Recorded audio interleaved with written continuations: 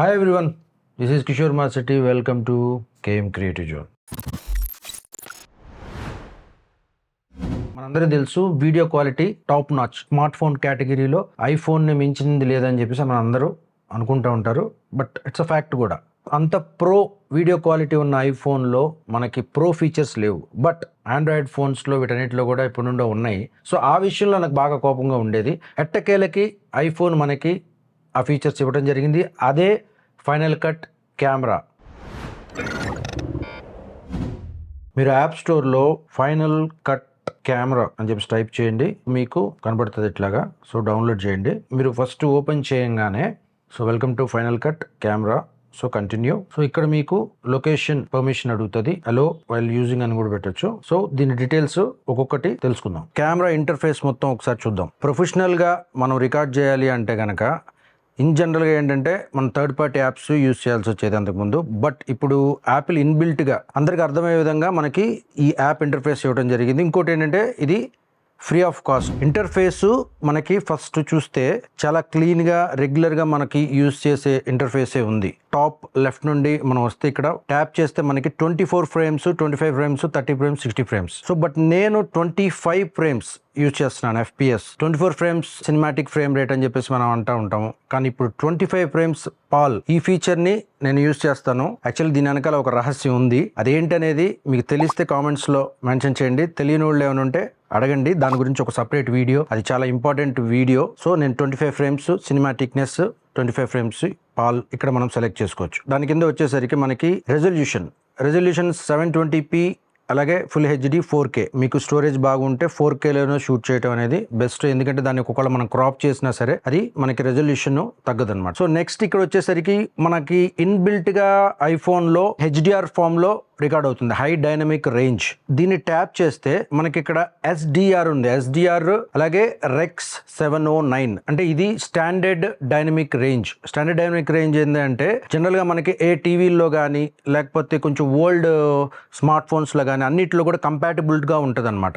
So maximum అందరూ ఏం చేస్తారు అంటే HDRలో రికార్డ్ చేసినా లాగ్లో రికార్డ్ చేసినా అది ఫ్లెక్సిబిలిటీ ఎక్కువ ఉంటుంది కాబట్టి ఎడిటింగ్ చేసేటప్పుడు దాన్ని ఆ ఫార్మాట్లో రికార్డ్ చేసి ఎక్స్పోర్ట్ చేసేటప్పుడు మాత్రం SDRలో ఎక్స్పోర్ట్ చేస్తారు. ఎందుకంటే రేపొద్దున అందరి దగ్గర హై ఎండ్ ఫోన్స్ కానీ హై ఎండ్ టీవీస్ కానీ ఉండాలని రూల్ లేదు కాబట్టి ప్రతి ఒక్క వేవర్కి అది అందుబాటులో ఉండాలి కాబట్టి మాక్సిమం ఏం చేస్తామంటే స్టాండర్డ్ డైనమిక్ రేంజ్ SDRలో అంటే రెక్స్ 709 అనేది దాంట్లో. సో నేను అదే పెడుతున్నాను. సో అది నెక్స్ట్ వచ్చేసరికి దాని కింద HEVC అని ఉంచండి. HEVC and Apple ProRes. So నాది ఐఫోన్ 13 Pro Max 256 GB 13 సిరీస్లో. ఇందాకే మా ఫ్రెండ్ చందు అడిగాడు, అన్న ఏంటన్నా నాకు యాపిల్ ప్రోరెస్ రావట్లేదని చెప్పి చెక్ చేసి చూసాము. సో దానికి సొల్యూషన్ కూడా మీకు కూడా దొరికినట్టే. యాక్చువల్లీ ఇది యాపిల్ ప్రోరెస్ 13 సిరీస్ నుండి మనకి ఇవ్వడం జరిగింది. యాపిల్ ప్రోరెస్ మీకు రావాలి అంటే కనుక మినిమమ్ 256 GB ఉండాలి. అంటే 128 GBలో యాపిల్ ప్రోరెస్ ఆప్షన్ మీకు కనపడదు. ఎందుకంటే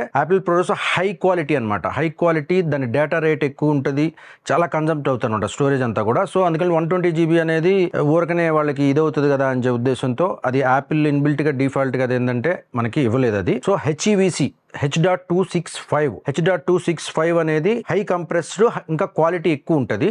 బట్ దీంట్లో రికార్డ్ చేయండి. మీరు ఎక్స్పోర్ట్ చేసేటప్పుడు H.264లో చేయండి. ఓకే, మీరు ఒకసారి ఇక్కడ చెక్ చేస్తే ఇక్కడ 13 అవర్స్ కనబడుతుంది నాకు. ఒకసారి మీరు చెక్ చేయండి. యాపిల్ ప్రోరెస్ కి పెట్టాను అనుకోండి, ఇది 6 minutes. 13 అవర్స్ ఎక్కడ, 6 minutes ఎక్కడ. సో అందుకనే యాపిల్ 128 GBలో మనకు ఆ ఆప్షన్ ఇవ్వలేదు. ఎందుకంటే సోషల్ మీడియాకే కాబట్టి మనకి H.265 అనేది మోర్ దాన్ ఇనఫ్. సో మీరు HEVCని నేను సెలెక్ట్ చేస్తున్నాను. చూసారా 13 అవర్స్ వచ్చేసింది మనకి. నెక్స్ట్ ఇక్కడ మీకు బ్యాటరీ ఇండికేటర్ 75% బ్యాటరీ ఇండికేటర్ ఉంది. పైన టాప్లో వచ్చేసరికి మీకు ఆడియోమీటర్. సో ఆడియోమీటర్ కూడా మనకి లెఫ్ట్ అండ్ రైట్ ఛానల్స్ విడిగా ఆడియోమీటర్ కూడా మనకి చూపిస్తూ ఉంది. రైట్ సైడ్ మనకి దీంట్లో రైట్ సైడ్ వచ్చేసరికి యారో ఉంది కదా, లెఫ్ట్ యారోని మీరు ఇలా ట్యాప్ చేస్తే అదర్ ఆప్షన్స్, ఎక్స్ట్రా ఆప్షన్స్ కూడా వస్తాయి. అదర్వైజ్ లెఫ్ట్ స్వైప్ లెఫ్ట్ చేయండి. అంటే ఈజీ టు యాక్సెస్ అలా వచ్చేస్తాయి. యారో కింద మనం చూస్తే ఇక్కడ మనకి లెన్స్ ఆప్షన్స్ యాక్చువల్ ఇప్పుడు 13 Pro Max ఇది 3 లెన్సెస్ ఉన్నాయి మనకి. So 77mm, 26mm and 13mm. మీకు తెలుసు తక్కువ నెంబర్ ఉన్నది ఎప్పుడు కూడా వైడ్ యాంగిల్ అనమాట. మెయిన్ లెన్స్ వచ్చేసరికి 26mm. మెయిన్ లెన్స్ తోనే మాక్సిమం షూట్ చేయమని కూడా పోయినసారి మీకు ఐఫోన్ స్మార్ట్ ఫోన్ వీడియోగ్రఫీలో మీకు చెప్పడం జరిగింది. ఎందుకంటే దాంట్లో ఎఫ్ స్టాప్ ఎక్కువ ఉంటుంది, లో లైట్ లో కూడా మనకి అది బాగా పర్ఫామ్ చేస్తుంది అనమాట. సో అది మెయిన్ లెన్స్ 77mm. ఇప్పుడు మీరు ఒకసారి చూస్తే 3x జూమ్ వరకు మనకి ఉంది. ఇది 13mm వచ్చేసరికి ఇదిగో మా చందు కూడా కనబడుతున్నాడు. వైడ్ కావాలి, తక్కువ చిన్న రూమ్ లో మీకు కావాలి అనుకున్నప్పుడు మీరు అది యూజ్ చేయండి. బట్ దాంట్లో కాషన్ ఏంటంటే లో లైట్ లో కొంచెం ఇబ్బంది అవుతుంది. దీని ఎక్స్పోజర్స్ ఒకసారి చూస్తే ఎంత ఉంది బ్రైట్నెస్, 26కి వెళ్ళిన తర్వాత ఆ బ్రైట్నెస్ లెవెల్ పెరిగింది చూడండి. అందుకని నేను అదే ప్రిఫర్ చేసేది ఏంటంటే స్టాండర్డ్ లెన్స్ లో ఎప్పుడు మీరు చేయండి అని చెప్పి. దానికి ఎందుకు వచ్చేసరికి మనకి జూమ్ చూసారా. సో మళ్ళీ పైన దాన్ని అదే అగైన్ ట్యాప్ చేస్తే మనకు వచ్చేస్తుంది. సో ఇక్కడ మనకి పైన ఒక లాక్ సింబల్ లాగా ఉంది కదా, ఇది ఏంటంటే సో అన్లాక్డ్ అంటే ఇప్పుడు మనకి ఈ ఏదైతే ఇంటర్ఫేస్ ఉందో ఇంటర్ఫేస్ యాజ్ ఇట్ ఈస్గా మనకి చూపిస్తుంది. అంటే ఒకవేళ ఇన్ కేస్ మీరు పోర్ట్రేట్ వైపు తిరిగితే మళ్ళీ అటువైపు మీకు అది చేంజ్ అయిపోతుంది అనమాట. పోర్ట్రేట్ మోడ్లో పెట్టుకున్నారనుకోండి, ఇప్పుడు మీరు చూడండి పోర్ట్రేట్ మోడ్లో పెడితే మన ఫోన్ వర్టికల్గా ఉంటుంది కాబట్టి అప్పుడు ఆప్షన్స్ మీకు రీడబిలిటీ ఈజీగా ఉంటుంది. వైపు లెఫ్ట్ చేస్తే ఇక్కడ సెకండ్ AF అని ఉంది, అంటే ఆటో ఫోకస్. ఐఫోన్ కెమెరాలో మనకి ఆటో ఫోకస్ ఫీచర్ ఉంటుంది. బట్ దానికి దీనికి తేడా ఏంటి అంటే ఇప్పుడు ఈ యాప్లో మనం AF అంటే ఆటో ఫోకస్ సిస్టమ్ని మనం ఒకసారి ట్యాప్ చేస్తే మీకు ఆటో ఫోకస్సే కనపడుతుంది. బట్ మాన్యువల్గా మీరు ఒక్కసారి దీన్ని ఫోకస్ని చేంజ్ చేశారనుకోండి, కదిలిచ్చారనుకోండి, సో MFకి మారింది, అంటే మాన్యువల్ ఫోకస్కి. ఆ రిమోట్ని ఫోకస్ అయింది, మీకు చూడండి రిమోట్కి ఫోకస్ అయింది. ఇక్కడ మనకి ఆల్రెడీ మనకి గ్రీన్లో పీకింగ్ అవుతా ఉంది ఫోకస్, అంటే మనకి ఇక్కడ ఫోకస్ అయింది అని చెప్పేసి మనకి క్లారిటీగా ఉంటుంది అనమాట. సో మళ్ళీ నేను బ్యాక్ అనేసరికి ఆ ఫ్లవర్స్కి ఫోకస్ అయింది చూడండి. సో అక్కడ గ్రీన్ పీకింగ్ ఉంది. సో అగైన్ ఇప్పుడు ఇక్కడ రిమోట్కి మీకు ఒకవేళ ఈ ఫోకస్ పీకింగ్ కనపడకపోతే మనం దానికి సెట్టింగ్స్లోకి వెళ్ళి టూల్స్లో ఎక్స్పోజర్ అండ్ ఫోకస్లో మీరు ఫోకస్ పీకింగ్ ఎనేబుల్ చేసుకోవాలి. ఎనేబుల్ చేసుకోకపోయినా మీకు ఫోకస్ మాన్యువల్ ఫోకస్లో ఉంటుంది, కానీ ఫోకస్ పీకింగ్ రావాలి అంటే కనుక మీరు దాన్ని ఎనేబుల్ చేసుకోవాలి. సో ఇది ఒక బెస్ట్ ఫీచర్ అని చెప్పుకోవచ్చు, ఎందుకంటే మనకి ఒక్కొక్కసారి ఫోకస్ ఎక్కడైందో తెలియదు. ఈ ఫీచర్ వల్ల మనకి కాన్ఫిడెంట్గా ఉంటుంది ఫోకస్ ప్రాపర్గా అయిందా లేదా అని చెప్పేసి మనకి తెలుస్తుంది. ఈ ఇంటర్ఫేస్లో నుండి సెట్టింగ్స్కి వెళ్ళాలంటే కింద మనకి X బటన్ ఉంది చూడండి, దీన్ని ట్యాప్ చేస్తే మనకి అది కొలాప్స్ అయిపోయి మిగతా ఆప్షన్స్ వస్తాయి. టాప్ లెఫ్ట్లో మనకి సెట్టింగ్స్ ఉంది. సెట్టింగ్స్లోకి వెళ్తే ఫస్ట్ ప్రిఫరెన్సెస్ ఫాస్ట్గా చెక్ చేసుకోవడానికి ఆన్ స్క్రీన్ కంట్రోల్స్ వైజ్గా ఉంది. బట్ ఇన్ డీటెయిల్డ్గా మనకు లోపలికి వెళ్తే సెట్టింగ్స్ కొడాక్, ఇక్కడ కొడాక్ ఉంది చూడండి. సో కొడాక్లో కూడా ఇందాక మనం చూపించిన సేమ్ ఆప్షన్స్ అక్కడ ఉండి ఇక్కడ కూడా ఉన్నాయి. ఫ్రేమ్ రేట్ ఉంది, అలాగే ఫ్రేమ్ సైజు ఉంది, సేమ్ ఇక్కడ same as it is. Colour and dynamic range. ఇక్కడ మనకి దాని కింద మనకి స్టెబిలైజేషన్. ఈ స్టెబిలైజేషన్ ఆప్షన్ జనరల్గా హ్యాండ్ హెల్డ్ చేసేటప్పుడు మీరు జనరల్గా పెట్టుకున్న నో ప్రాబ్లం. టూల్స్కి వెళ్ళాం, ఇక్కడ మీకు గ్రిడ్ ఓవర్లే అని ఉంది. ఇది ఒకసారి ఆఫ్ చేస్తున్నాను, ఇందాక ఆన్ చేసి పెట్టాను. ఇప్పుడు ఆటోమేటిక్గా నేను ఒక ఫ్రేమ్ పెట్టాను.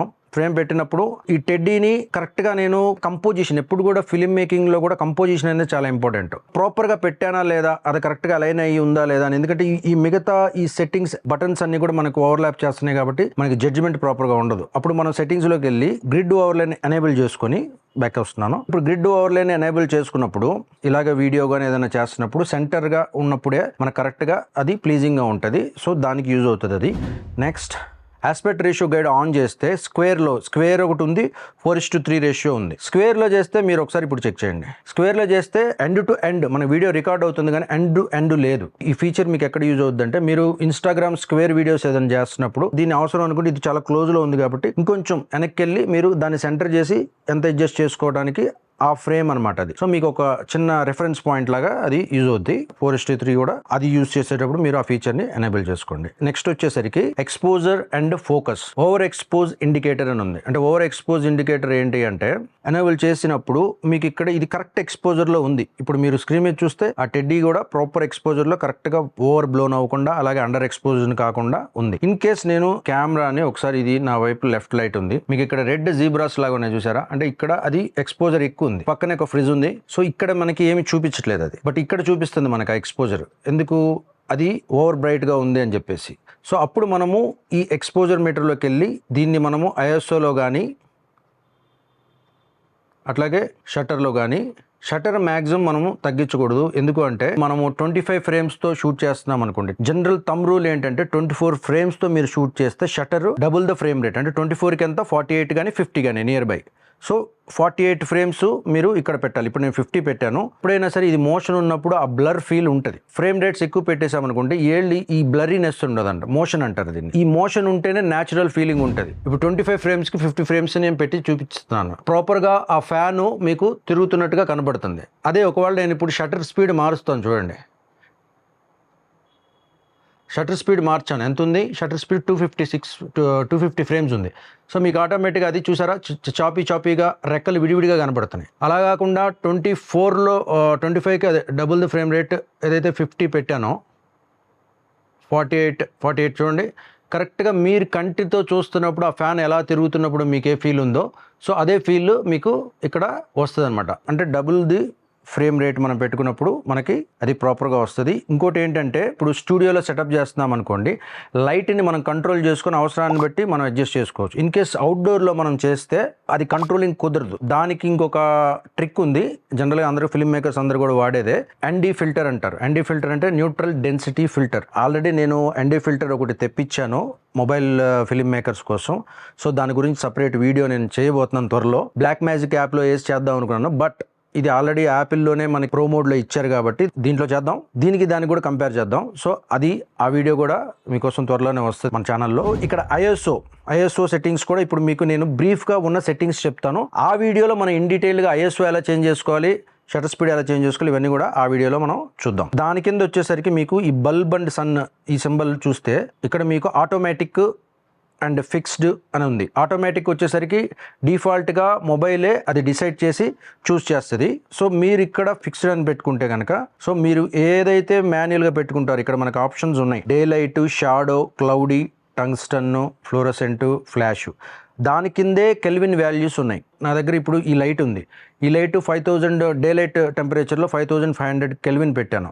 సో మ్యాక్సిమం మీరు ఫోన్ సెట్టింగ్స్ తీసేటప్పుడు కూడా సేమ్ అదే కెల్విన్ మీరు పెట్టుకుంటే ఏంటంటే వైట్ బ్యాలెన్స్ ప్రాపర్గా ఉంటాయి, మీ స్కిన్ టోన్స్ కూడా ప్రాపర్గా ఉంటాయి. అందువల్ల ఏంటంటే కెల్విన్ మార్చేసాం అనుకోండి, ఇప్పుడు సపోజ్ ఈ టెడ్డీదే మీకు చూపిస్తాను. ఇప్పుడు నేను ఫ్లోరసెంట్లో పెట్టాను, ఎందుకంటే ఇటువైపు ఇప్పుడు మన ఇండోర్లో మన ఇంట్లో తీస్తున్నాం కాబట్టి ఇటు సైడ్ మనకి ట్యూబ్ లైట్ ఉంది. సో ఈ ట్యూబ్ లైట్ ప్రకారం దీన్ని సెట్ చేద్దామని చెప్పేసి మేజర్ కీ లైట్ కింద నాకు ఈ ట్యూబ్ లైట్ ఉంది కాబట్టి ఇది ఫ్లోరసెంట్ కింద మనం పెడితే ఇప్పుడు మీరు కరెక్ట్గా ఇది కనబడుతుంది. ఒకవేళ మీరు డే లైట్ పెడితే మీకు ఇదిగో టెంపరేచర్ మారుతుంది, ఎందుకంటే డే లైట్లో లేం, మనం ఇండోర్లో ఉన్నాము, అందులోనూ ఫ్లోరసెంట్ ఉన్నాం. సో ఇక్కడ మీకు వామ్నెస్ పెరిగిపోయింది, అవి మనం చెక్ చేసుకోవాలి. ఇన్ కేస్ మీరు ఇవన్నీ ప్రస్తుతానికి మీకు కన్ఫ్యూజన్గా ఉంది అని అనుకుంటే బిగినర్స్ ఆటోమేటిక్ పెట్టేసుకోండి.